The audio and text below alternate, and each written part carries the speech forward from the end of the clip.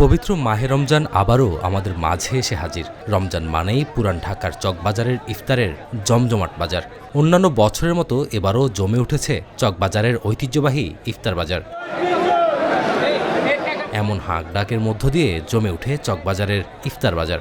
চকবাজারের অন্যতম আকর্ষণ বড় বাপের পোলায় খায় ঠোঙ্গা ভৈরা লইয়া যায় নামক আইটেমটি।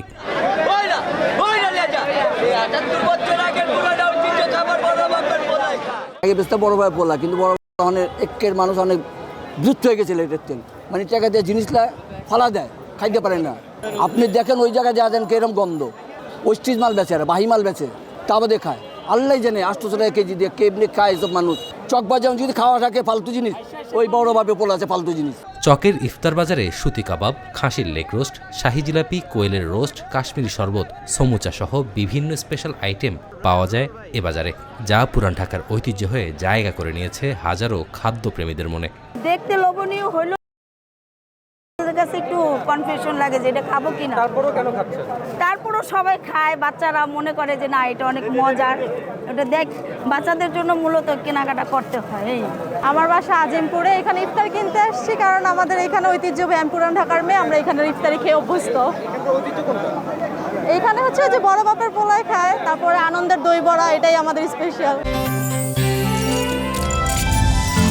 গাজী গ্যাস স্টোভ রান্নায় আনে শিল্পের ছোঁয়া। আসেন চকবাজারে সেরা বড় বাপের পোলায় খায় ঠোঙ্গা ভৈরা ভৈরা ভৈরা লে যায়। চকবাজারের শাহী মসজিদের সামনে মোহাম্মদ হোসেন ও তার পরিবারের সদস্যরা বিক্রি করছে বড় বাপের পোলায় খায় আইটেমটি। সবাই যে যার যার মতো কাজে ব্যস্ত। বিখ্যাত হলেও খাবারের পরিবেশই মানসম্মত নয়। খোলামেলাভাবে রয়েছে খাবার, যার ফলে মশা মাছি উড়ে বেড়াচ্ছে খাবারে। ওরা বিক্রি করে এইভাবে না করে যদি একটু পলি দিয়ে বা ঢেকে বা ওই যে অন টাইম যেভাবে ঢেকে করে, তাহলে দেখা গেছে পরিবেশটা একটু ভালো হয়। যত মানুষের, আমরা তো হাঁটতেই পারতেছি না ধুলার কারণে, এই ধুলাগুলো কিন্তু সবই খাবারের উপরে পড়তেছে। পুরান ঢাকার বিরিয়ানি দেখালেন, হ্যাঁ ভালো মন্দ দেখে খান। খাবারের মান আগের মতো আছে কিনা জানতে চাইলে বিক্রেতা বলেন, আগে যারা বিক্রি করত তারা সামান্যই বিক্রি করত, তাই প্রত্যেকটা আইটেম যত্ন সহকারে বানাতো।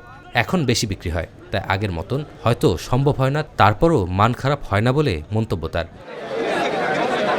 মহিবুল কাদের, জিটিভি নিউজ।